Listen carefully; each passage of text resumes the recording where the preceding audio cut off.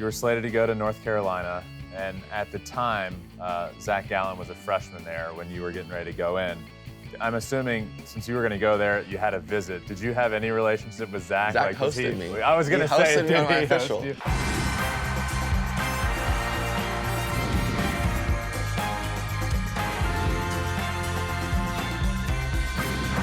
Fly ball onto the track, at the wall, it's gone! Home run! Turns on a ball, deep right field, and gone! What a game, what a moment. All right, I am pumped to welcome into studio now Jack Flaherty. Jack, thank you so much for hopping in here. By the way, brand new studio, only two guests in the brand new studio, you and Derek Jeter, so good company. Well, I'm lucky enough to be in that same category. Thanks for having me, man. I appreciate it, man. So, close to spring training, heading to Lakeland here shortly. Yeah. When do you leave? Take off next week. All right. Go get settled in. Good old Lakeland. Spent Yeah. a lot of time down there. So, one, I want to start with that. In 2016, you and I were both in the Florida State League together. You with the Palm Beach Cardinals, me with the Lakeland Flying Tigers. And that was the year, I'm sure you remember this because you pitched there. That was the year that the stadium in Lakeland was being renovated. Yes. So we were bussing over from our locker room to a D2 stadium that was built in 1922 to play our games. It was a nightmare, and you pitched against us there. What do you remember about that? I remember very little about that series and very little about that year because I didn't pitch very well that year. But I just remember the fact. I remember playing in that stadium, and yeah, I guess it was interesting. You know, I can't believe you guys had to do that all year and deal with that. But all year. I think I remember during that time was Daniel Bard was with us, and he was doing his rehab. So we were just hanging out and watching him try to like make his comeback. And you know, it's awesome to see where he is now and how far he's come because it was such a journey for him. Yeah. But you know, that little series and everything. Yeah, I don't remember too much about it. Just that it was interesting being in that situation. I tried not to remember that. It was awful. We would have to we would all pile in. There were, 25 of us, Yeah. 26 of us. We would all pile into this short bus and go over to the stadium. That's at unbelievable. Florida Southern, and big guys were all in uniform. Yeah. It was like a high school. And you traveling guys to it. went from your locker room over there.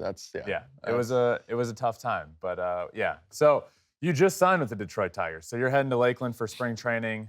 This will be your first year there. You just signed with them this offseason. So walk us through your free agent process this offseason and what led you to ultimately signing with the Tigers. Yeah, you know, I didn't really know what to expect kind of going into it. I guess I hadn't really talked to a bunch of people about, hey, what's it going to look like? How's it going to go?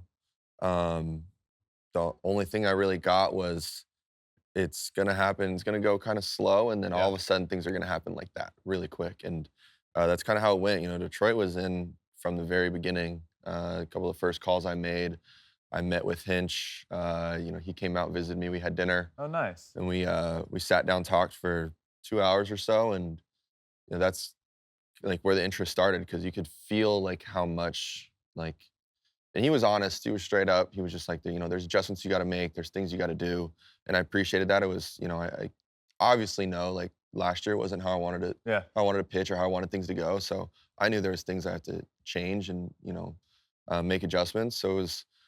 You know, and then kind of from there, things just kind of progressed. There's conversations with other teams, phone calls. I did a bunch of things on Zoom.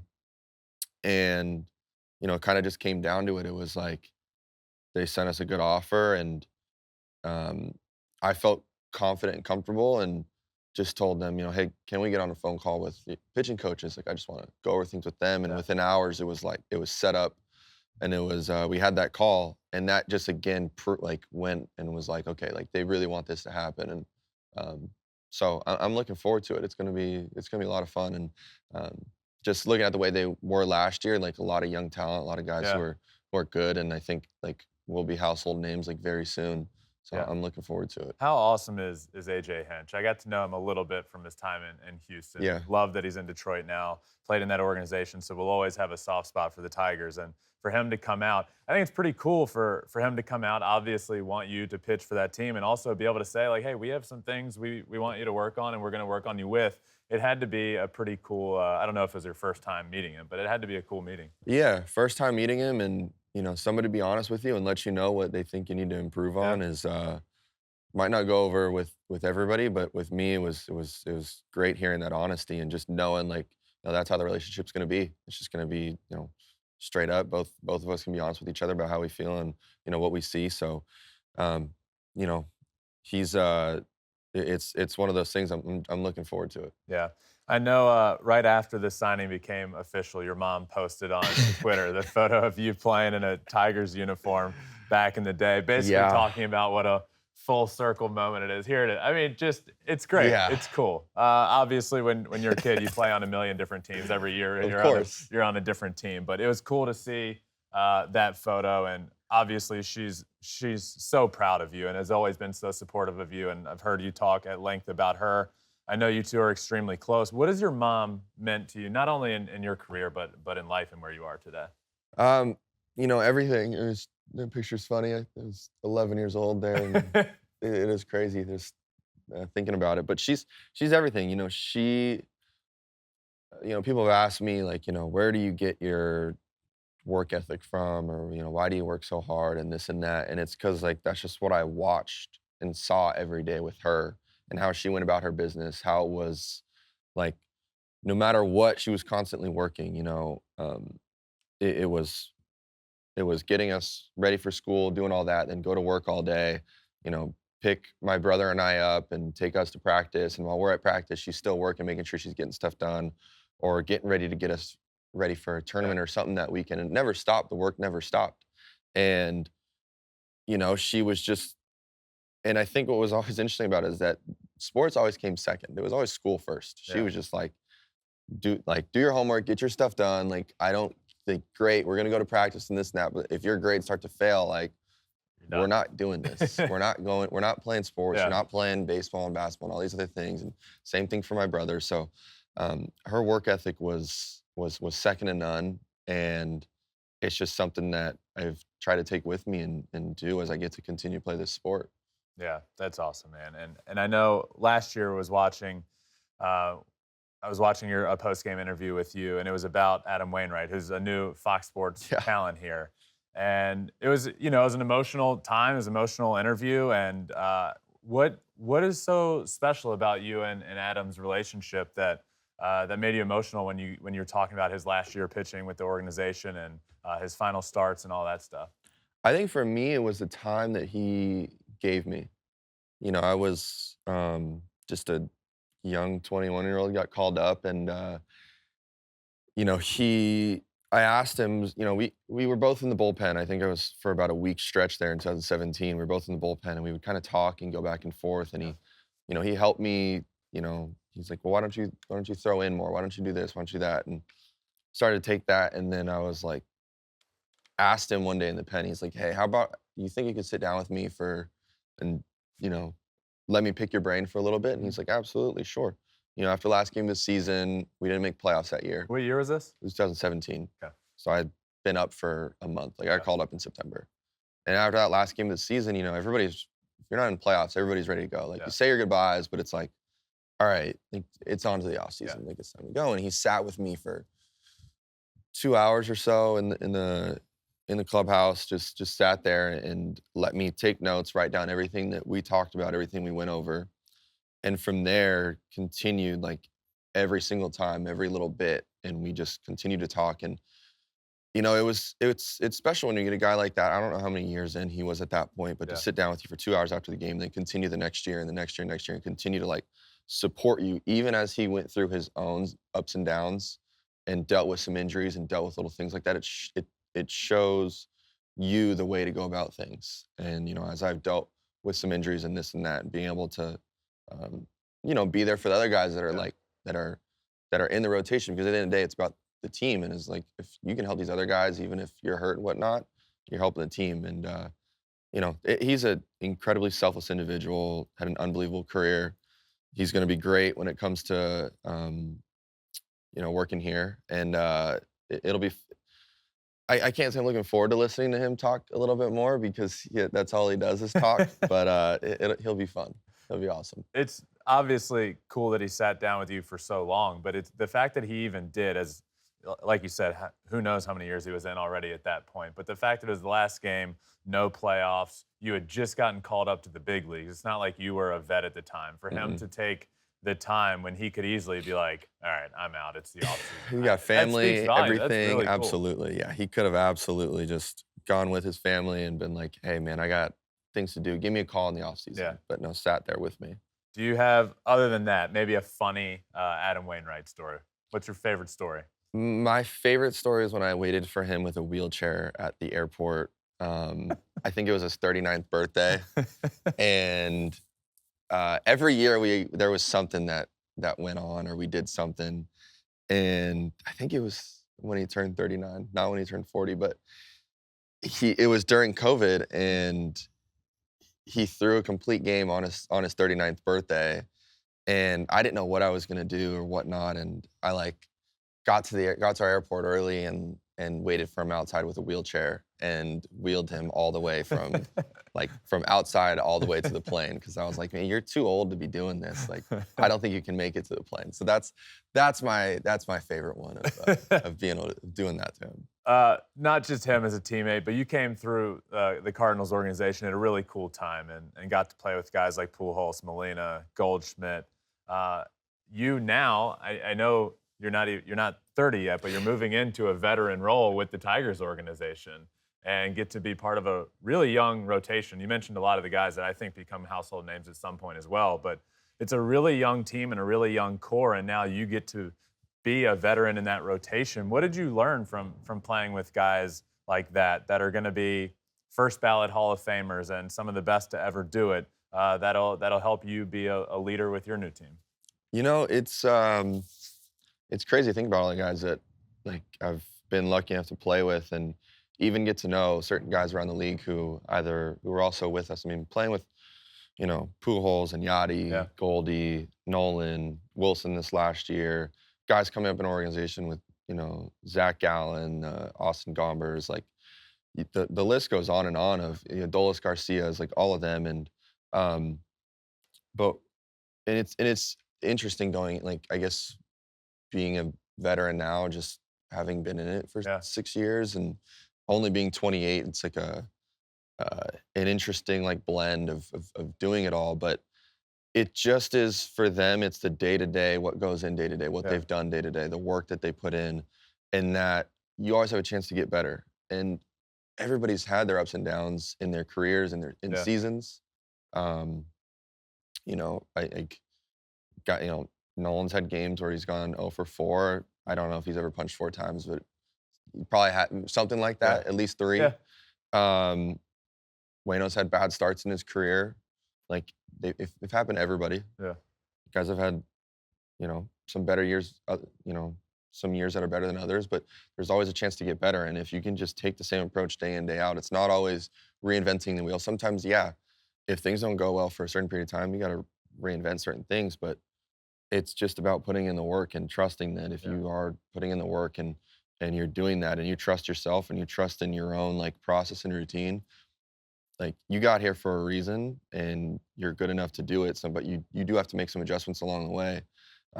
But it's just sticking with the process no matter what kind of happens. Whether you have a good day or a bad day, it doesn't mean oh, you had a great day. Okay, this next time out, these next 4 days, I can, take it easy. Yeah.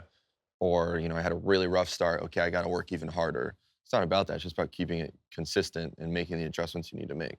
Were there adjustments for you, or was it more so sticking with the program in 2019? I will never forget your second half. It was historic. You had the 3rd lowest ERA in MLB history in the second half of a season in 2019. Were there adjustments that you, at the All-Star break, looked in the mirror and said, oh, I could tweak this a little bit, or was it just continuing on what you were working on and something just clicked? I think it's funny. I can't wait to get rid of 29. It's always going to be there. Yeah. But it's it just tells me I got work to do because that's everything it's talked about. But there's always things to draw from that year. And the first half, I had some good games and some bad games. I think I had a really rough month of June, right before the break. And some of it just boiled down to doing the little things right, doing the simple things that, made me good in the minor leagues or, made me good in, these are the good starts. This is what we did well. Yeah. Strike one, get ahead, stay ahead, like put guys away, stop wasting pitches. And mentally, my routine was so sound and everything just fell in line that once I took care of everything in days 1 through 4, that 5th day or that start day, it just became about competing and being in the best mental headspace and knowing, and a lot of that came from the prep and just being able to be prepped on the other team. My body was ready to go, like did my bullpen, did everything I could, and knowing I've done everything I could on that 5th day, like it's gonna take care of itself. And there's gonna be some days it's gonna work out, some days not. Some days you're gonna have your best stuff, and some days you just gotta compete. And I think it just was able to go on that whole stretch where I was mentally in just like the best headspace. And I think I was able to take some of that into, the COVID year was weird, but then into 2021, the start of that year where like I had a rough first one, and the next, I don't know, 10 or 12 were really, really good. And so just taking those same things where there was probably less physical adjustments and more mental and trust and prep. Well, all you knew until last year was the Cardinals organization. And then at the trade deadline, you're traded to the Baltimore Orioles in the middle of a playoff race, which for whatever reason, it didn't go well last year in St. Louis, right? The team just, from the beginning, just didn't seem to play up to the potential. But then you get traded to a team that is set to be the #1 seed in the American League and then eventually is the #1 seed in the American League. How'd you find out that you had been traded? And were you expecting to be traded? I was expecting it. Yeah. It was one of those things that we knew was possible and was more likely probable than not. Yeah. Things didn't work in St. Louis. It happens. Like we had a really good team. I didn't particularly pitch that well. Monty was like the one guy who was consistent. I feel like the rest of us were up and down. Like we'd go on some good stretches, but never, we'd pitch well for a stretch and wouldn't hit, or we'd hit well for a stretch, wouldn't hit. It was one of those. And then, but when I got traded, I was sitting in our video room just like watching the time. I don't know, there's like 10 minutes left, and I'm trying to figure out is this happening or not? Because if not, like I got to start the next day in St. Texas. So I'm like prepping for the Twins just because I'm like, I want to be ready to go just in case, like we're down to the wire. And, he texts me and he's like, it's done. And then not 2 seconds later pops across the screen. And then, you get called in the office, have a conversation, say your goodbyes. And it was weird, like leaving that. Like I had like mentally like prepped, like it's probably gonna happen, but it was still weird, like a strange feeling. Like, and then, going over to Baltimore, got, welcomed with open arms. Wish I'd pitched better to give us a better chance. Didn't happen that way, but those guys, they went out, competed every single day. They were awesome. And they like a bunch of young like pros that just went about their business and knew how to like found ways to win. It was a different way every time. How important, speaking of a bunch of young pros, Adley is obviously one of those guys, and it feels like that organization changed forever. The day he came up is when it all turned around for the Orioles. As a guy that threw to him, why is that? How important is he to that team and organization? I think that all of them together, including him, they just have this like unwavering confidence where they trust their process, they trust their routine. There's not a lot of ups and downs. Like they're just pretty like level-headed, and it's, they win, like they, expected to win. They enjoy it. They enjoy the wins, and the losses, don't take them too hard. Like, over 162 games, like you're gonna lose. You're gonna go through a stretch. Even if you win 100 games, you're gonna lose 62 of them. Yeah. So, like, they were just very level-headed in every single game and felt like no matter what, they always had a chance to win until that last out was made.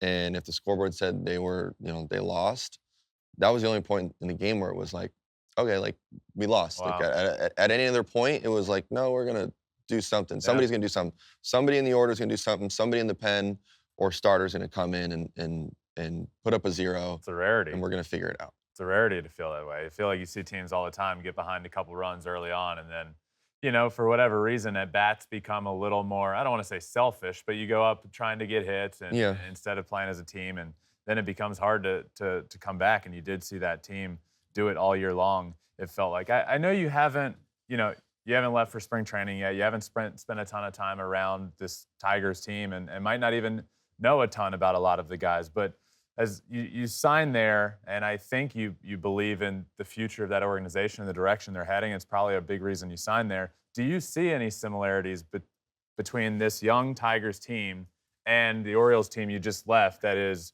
they've made it. They're here. They were the number 1 seed in the AL. And it looks like the Tigers are trying to find that same blueprint and sort of create the same thing. Yeah, I think I felt this way when I went to Baltimore in terms of even going back to St. Louis. Like when I came up, all of us came up kind of at the same time. You had your core group there with Waino, Yachty,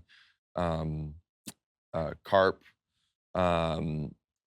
Who else was there? You had guys who had been there for a while, but then all of us kind of came up and myself, Bader, DeYoung, like Carson Kelly, all these guys like came up and we just like blended and gelled, and it was like we had Hicks, like Helsley, Dakota, like all those guys kind of came up and through at the same time. If you look back, like Tommy Edman and all these guys, and everybody just kind of gelled, and it was like we had been playing together for such a long time, and that's how I felt in Baltimore. Is those guys kind of all came up together and like going through it at the same time and all kind of blended and gelled together. Like you'd see it on, on the bus or on the road, and they just gelled. And it was the same thing in St. Louis. And I'm sure it's going to be very similar in Detroit with these guys all coming up and figuring out at the same time. And watching Scooball, he's got unbelievable stuff. Every time we'd go against him, it was one of those things. The Riley Greens, Kerry Carpenters, Torkelsons, like all those guys, like got a lot of young talent. And then you add in Javi, who's a stud in his own right. So I'm just looking forward to it up and down. And you had guys like Chafin and Shelby Miller, and you continue to just and Kenta, and you got a good recipe there. Yeah. A lot of people, Jack, know the high school story, right? The Harvard Westlake, Max Fried, Giolito, yourself. A lot of people know that. Not going to ask you about those guys. Okay. What I do want to know about is PCA. Pete Crow-Armstrong played with your younger brother since they were like 7 years old. Yeah. What can Cubs fans expect from PCA if he does finally get handed the reins to center field at Wrigley Field this year? Pete. I've known Pete. I've known Pete a very, very long time. He used to play with my brother. So I feel like I've known him run around Sherman Oaks Little League since he was, I don't know, feels like he was 8 years old. Mm-hmm. Known him for a long time. But Pete is a very hard worker, incredibly confident. I mean, I haven't been able to like see him play, but he's one of the fastest guys I've ever been around, and is unbelievable defensively, and is going to work hard. I think he can swing it. Yeah. So and it's obviously gonna take an adjustment period getting up, but he's gonna work not as hard as he needs to. He's gonna work harder than he needs to in order to figure it out and make sure that he is great. Because I've known him. He doesn't settle for less. He doesn't settle for anything less than being great, and that's why he's so good in center field and why he's gonna be really good at the plate. It's been fun to watch, been fun to know him, and just continue to have that relationship with him. Is for him to go to Harvard Westlake and go through it that way too it's kind of a crazy thing to all put together. I know Cubs fans, rightfully so, want Belly back out there in the outfield, and I don't know what they do with PCA if they do re-sign him, but I hope he gets a shot out there this year. I hope he becomes an everyday guy out there, and he's going to be a lot of fun to watch. And it looked like, he's got a little bit of pop too. I know he's known for his defense and speed, but it looks like he's got some pop. Pete can kind of do it all. He's got all the tools. He really is just a stud. He's one of those guys that he is just a stud. Everything he does, everything he tries to do, and just like a naturally gifted athlete. And it's fun to watch and fun to be around him. Yeah. You yourself didn't really pitch in high school, and going into your senior year, you were strictly playing third base and shortstop. How did that transformation go, which ultimately led to you getting drafted 34th as a pitcher not too long after not really ever pitching? Yeah. My freshman and sophomore year, I pitched a little bit because I threw strikes. Yeah. And, our coach was like, well, I'll take you to go out there and throw strikes. Like, we'll see what happens. Yeah. And Gio went down, so it was me, Max and Giolito were all in there when I was a sophomore. And, Gio went down, and it was kind of the three of us were pitching. I wasn't throwing very hard, but I could get guys out as a sophomore. And when Gio got hurt, I started pitching a lot more. Yeah. And, then the next year I was kind of the only returning pitcher. And so I became like our number one, just started, as I got older, started throwing a little bit harder. So those guys left after that. They left, and my Fried and Giolito left. And my junior year, I was like our number one, and kind of just started to throw harder and whatnot, and could still get guys out. And then that summer before my senior year, I think I hit 94, 95 once or twice. And now they're agents, he was an advisor at the time.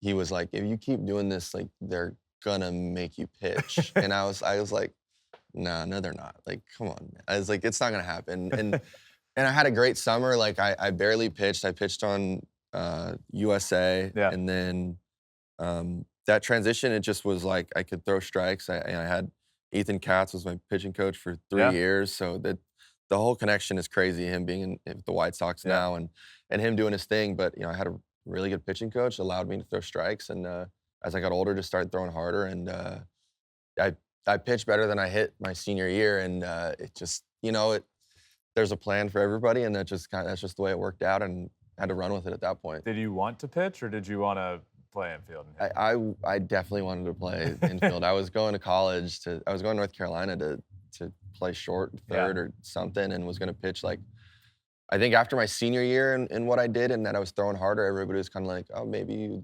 you should do this. And, but you adapt, and you do what you got to do to be great. And so I, dove right into that. And I think the biggest adjustment then, and still now sometimes, is the days in between, and figuring out what to do with the games and whatnot. But, we do enough stuff to go out and take ground balls if they'll let us, and, they think we're always going to get hurt and whatnot.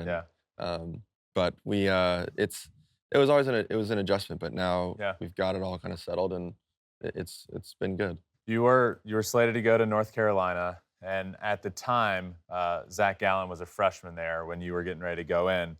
I'm assuming, since you were going to go there, you had a visit. Did you have any relationship with Zach? Zach hosted me. I was going to say, did he host you? And this dude, he hosted me on my official. And so we've known each other for a long time. And I always bring it up. And everybody brings up his shoes, or because I think he was wearing Jordans in the World Series. Like, why is he wearing? I was like, he's always, like, since I've known him, like, in his college dorm, he had boxes and boxes of Jordans underneath his bed.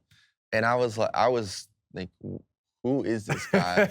What is going on? But he had boxes and boxes of Jordans. So he's always been this way. He's always just like a true sneakerhead, loves shoes, had them all when he was in college, and just continues over. And now he's wearing them as cleats. And he's been the same guy, been awesome. Just one of those guys you love being around. So some of his videos went viral when he was pitching in college and playing throughout the playoffs and regionals and all that stuff. He had to be the guy that they would have guys stay with during their visits, just because I'm sure you have some crazy stories, some you can't tell, some you can tell, but I'm sure he was a guy that they love keeping guys with him on their official visits. Yeah, I mean, I remember I think we talked about it. I think we talked about it about, I don't know, 2 months ago, and he was just like, you could tell, like, about me. He's like, you were quiet, didn't really, like, want to be there. You were just, like, there because I made you come on the official. But, like, we had a good time. We all hung out. I think I was there for 2 days or so. But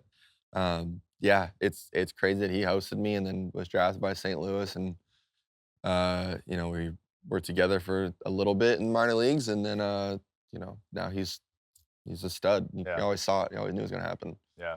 So you ended up getting drafted and not going to play at UNC, obviously. And I like asking guys this because I do think it's such an important day in a lot of people's lives. But your draft day, the day you get drafted, tell me about your draft day story and what that was like. So I was actually on my high school senior retreat was like Tuesday to Thursday in Big Bear.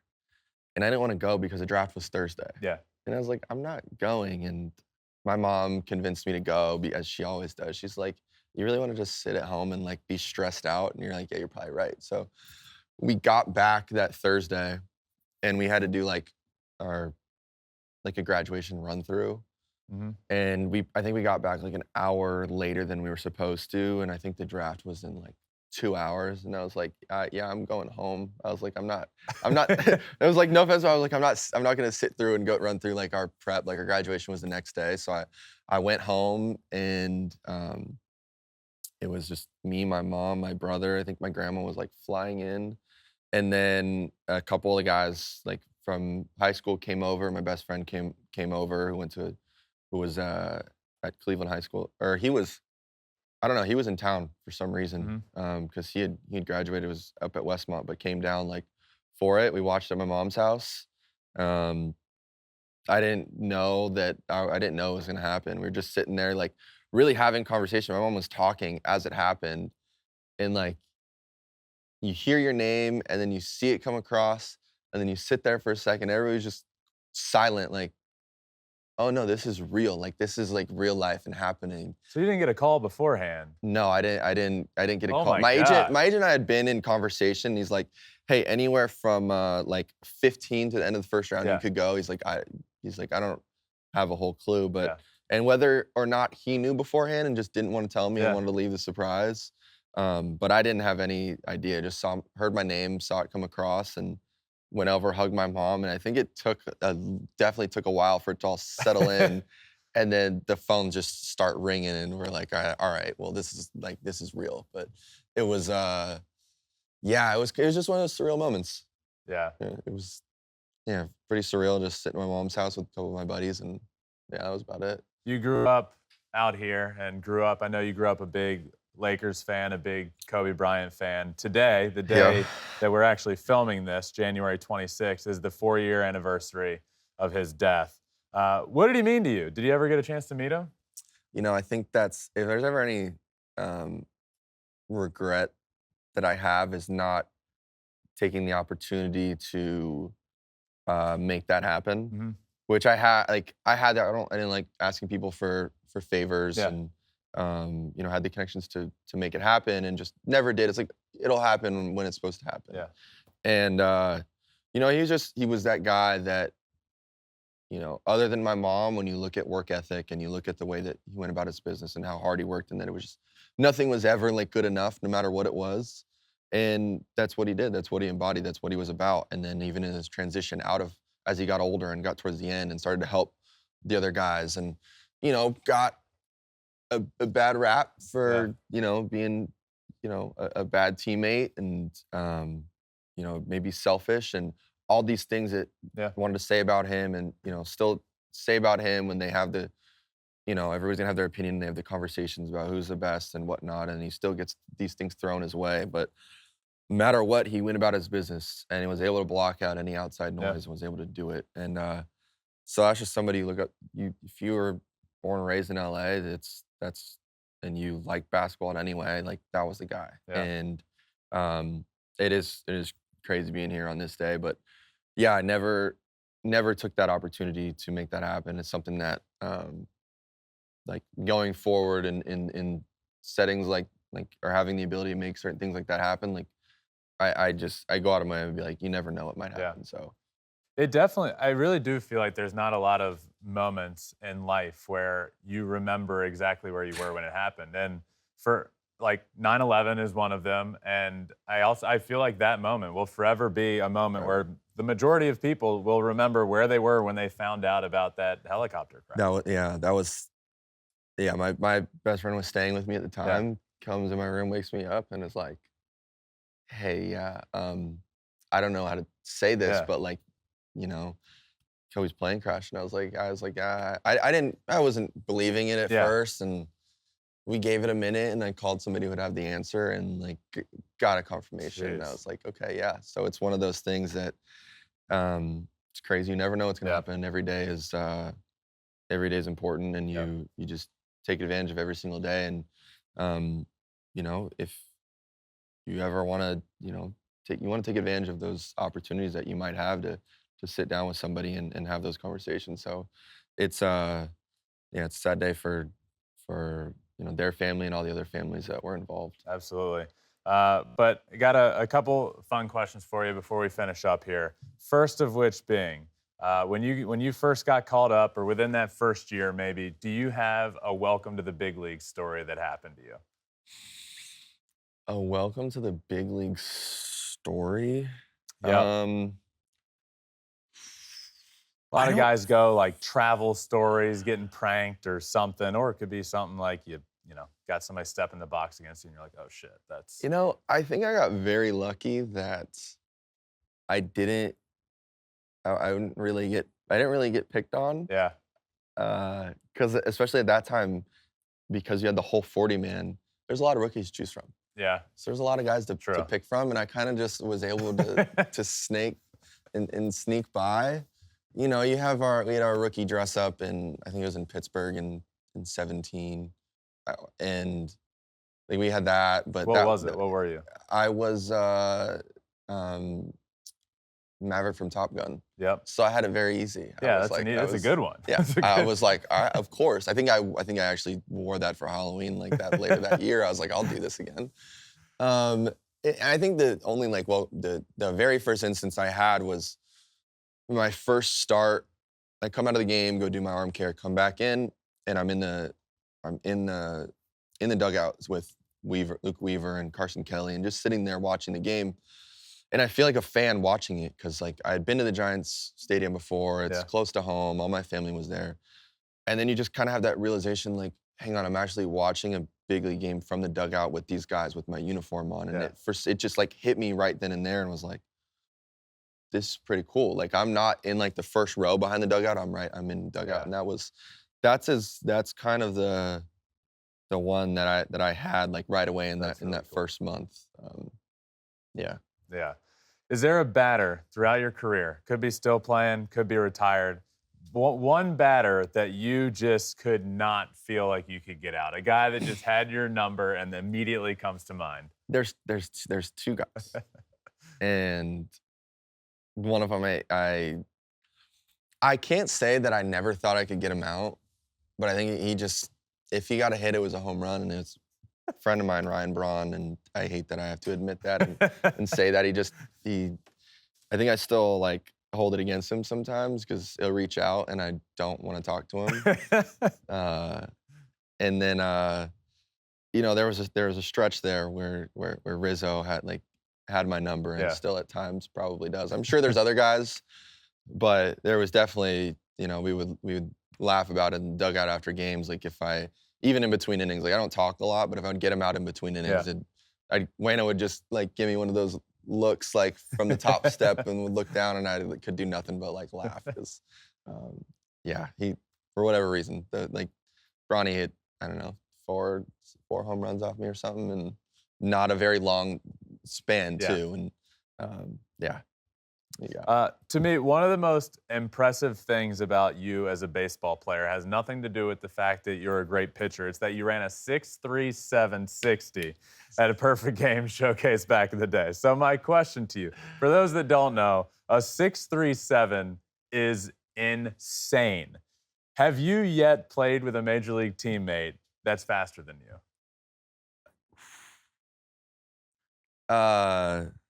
I mean, Jorge Mateo, definitely that dude flies. Who's faster, you or Bader? I always said I could take Bader in a race. I felt like I could. I feel like home to first, I would get him. But I mean, he can move. Bader could move. We had guys on the team who could move. Like Jordan Hicks could run. Yeah. It was never timed out. Not 6'3", 6'3", Hey man, that dude's a freak athlete. As you see, he throws 105. I don't know what it is, but he could run. I think there's been like 2 or 3 times in my life Max beat me in a race when he was a senior and I was a sophomore. Max Really? Fried, yeah, he beat me. He beat me in a race. He's a freak athlete, but I always feel like I could beat everybody. I'm trying to think of who else was on in St. Louis. It would have been fun racing Bader, O'Neill. Tommy can run. There's a lot of guys there. They had guys who could run. So, but I would have loved to see it. And I didn't have the best career as a base runner, but you know, it happens. So that 6.37 came, perfect game, I'm assuming, that came in high school. It's a 6.37. What are you running right now? Not at this exact moment. I mean, if you get race ready, if you limber up, stretch, what could you run? I gotta imagine I'd be a 6.7 or sub. Like I still think I got it. I still think I got it. I'm heavier and I'm bigger, but I still think I put up a 6.7. I still think it's in there. Jack, I appreciate you joining me, man. Thanks for hopping in studio. Thanks for coming on. Pumped to watch you with the Tigers this year. Good luck in spring training and good luck this season. Absolutely, man. Thank you. All right, well, thanks again to Jack for joining me here in studio in Los Angeles. Always a lot of fun having guests in studio, and that is just two guests, Derek Jeter and Jack. So always appreciate that for sure, and cool talking about stories back when we played against each other in 2016, hearing about the rise in his career and how he has gotten here. So really fun episode. Hope you all enjoyed listening or watching wherever you listen or watch. But make sure you're subscribed. Apple, Spotify. You can also watch everything on Spotify now as well. We're also on all social media, including YouTube, where you can watch every single thing we do at Flippin' Bats Pod for all of them. But it does it for this episode. Thanks again to Jack Flaherty, and thank you all for listening. Until next time, my friends,